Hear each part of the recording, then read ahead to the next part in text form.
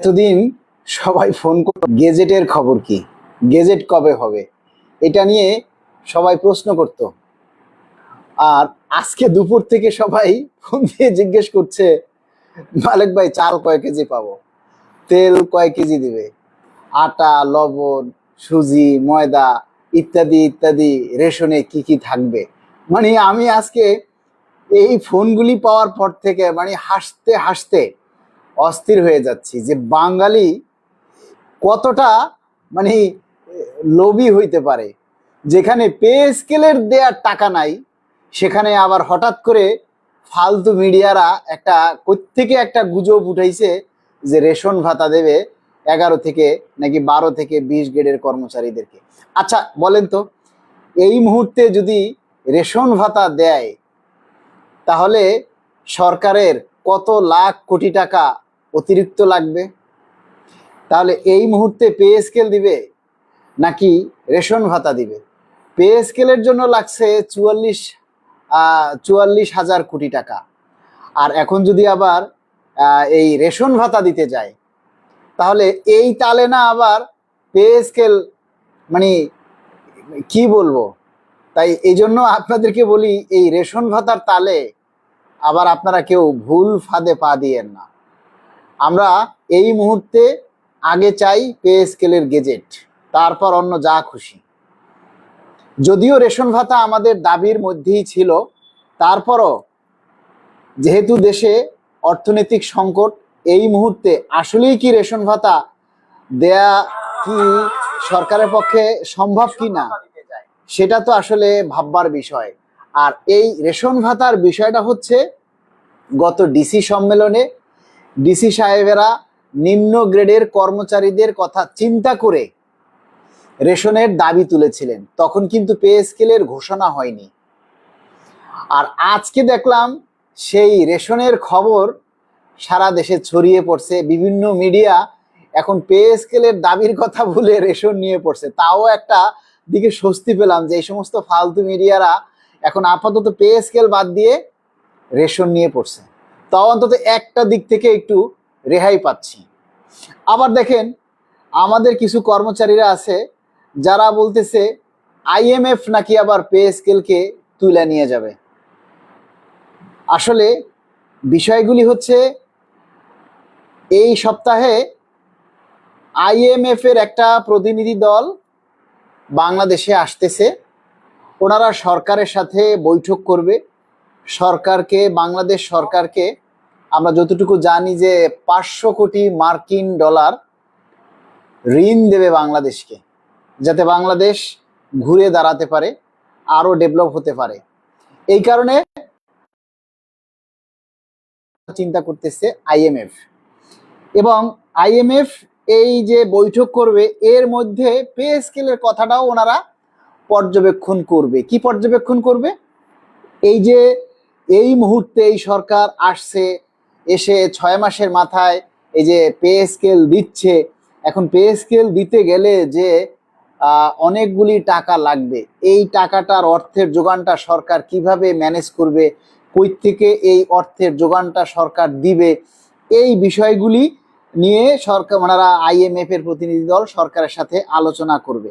তো যেহেতু সরকার pay scale দেওয়ার জন্য উদ্যোগ নিয়েছে, পে স্কেল দেওয়ার কথা 1 জুলাই 2026 থেকে পে স্কেল দেওয়ার কথা ঘোষণা করেছে, সেহেতু সরকার আইএমএফ কে কিভাবে বুঝ দিবে, অর্থের যোগান কিভাবে হবে, রাজস্ব খাত থেকে নাকি ট্যাক্স বৃদ্ধি করে না কিভাবে, এটা তো সরকারের চিন্তা।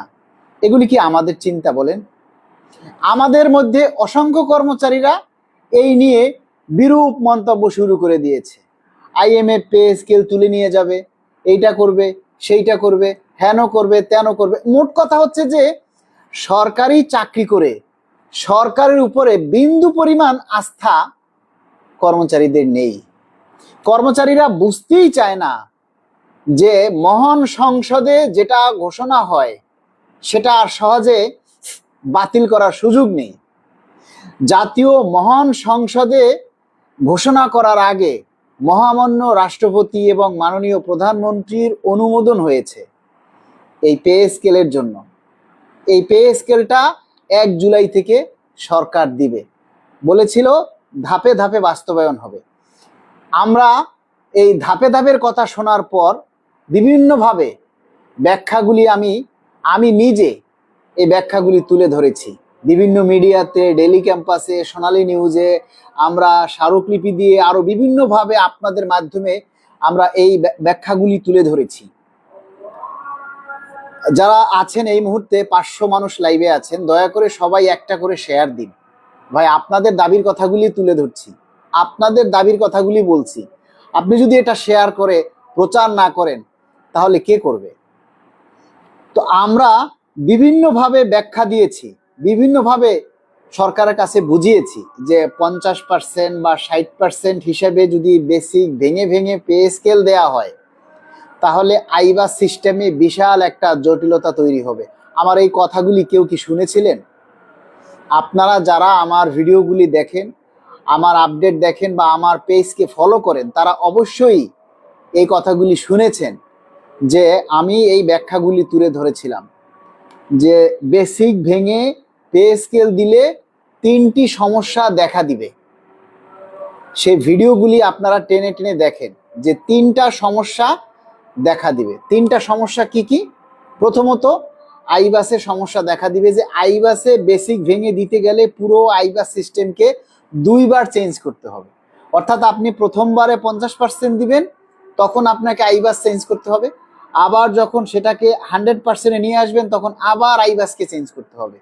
এরপরে 2 নম্বরে হচ্ছে আপনি যদি 50% ভেঙে দেন তাহলে আপনি কি ফিক্সেশন কয়বারে করবেন? একবারে করবেন নাকি 2বারে করবেন? তারপরে হচ্ছে 3 নম্বর সমস্যা হচ্ছে যারা 1 জুলাইতে পিআরএল যাদের শেষ, যাদের ফাইনাল সেটেলমেন্ট দিয়ে একবারে বিদায় করতে হবে, তাদেরকে আপনি কয়ভাবে বিদায় করবেন? তাদেরকে আপনি ভেঙে বা পার্সেন্টেজ আকারে আপনি দিতে পারবেন কিনা? এই যে সমস্যাগুলি আমি তুলে ধরেছিলাম, আপনাদের মনে আছে কিনা আমি জানি না। সুতরাং সরকার কিন্তু এখন টাকা না থাকলেও ধার করে হলেও ওই আইবাস সিস্টেমকে ঠিক রাখার জন্য আমাদের 100% মূল বেতন সরকারকে একবারেই দিতে হবে। এবং সেই ক্ষেত্রে হয়তো সরকার ভিন্ন পলিসি নিতে পারে। সে পলিসিগুলোও আমরা সরকারকে তুলে ধরেছিলাম যে যেহেতু আমরা দেশের নাগরিক, দেশের প্রতি, রাষ্ট্রের প্রতি আমাদেরও একটা দায়বদ্ধতা আছে, আমাদেরও দায়িত্ব আছে। তাই আমরা প্রস্তাব দিয়েছিলাম যে মূল বেতনকে প্রয়োজনে 2ভাবে ভাগ করে দিন। প্রথম ধাপে বাড়ি ভাড়া, দ্বিতীয় ধাপে অন্যান্য ভাতা দিন, কিন্তু মূল বেতন আমরা একবারেই চাই। আমি ভাই জোরে কথা বলতে পারতেছি না, জোরে কথা বললে আমার পিছনের এই অংশে রক্ত জমাট বেঁধে একটা চাপ সৃষ্টি করে, যেটা আমার জন্য খুব কষ্ট হয়। আমি এইটা নিয়ে খুব দুশ্চিন্তায় আছি। আমি চিকিৎসকের কাছে গেলেও আসলে আমি একবার সিটি স্ক্যানও করাইছি, কিন্তু কোনো কিছু ধরা পড়তেছে না, বুঝতে পারতেছি না। আপনারা সবাই আমার জন্য একটু দোয়া করবেন। আচ্ছা, যাই হোক, যেটা বলতেছিলাম, এখন হঠাৎ করে বিভিন্ন মিডিয়া আজকে দেখলাম যে রেশন ভাতার বিষয়টা সামনে নিয়ে আসছে। আপনারা এই রেশন ভাতার ফাঁদে কেউ পা দিয়েন না। আপনারা সবাই মিলে শুধু ওই দাবিটাই করেন, আমরা দ্রুত সময়ের মধ্যে পে স্কেলের গেজেট চাই। দ্রুত সময়ের মধ্যে আমরা পে স্কেলের গেজেট চাই। রেশন দিলে দিল, না দিলে নাই, কিন্তু আগে পে স্কেলটা নিয়ে নিন। রেশন ভাতাকে আপনারা এই মুহূর্তে সামনে টাইনা আইনেন না। যারা মিডিয়ারা যা বলে বলুক, ওরা হলো ব্যবসায়িক। মিডিয়ারা হলো প্রফেশনাল ব্যবসায়িক, ওদের কাজই হচ্ছে ব্যবসা করা, আপনাদের চোখে ধুলা দেওয়া।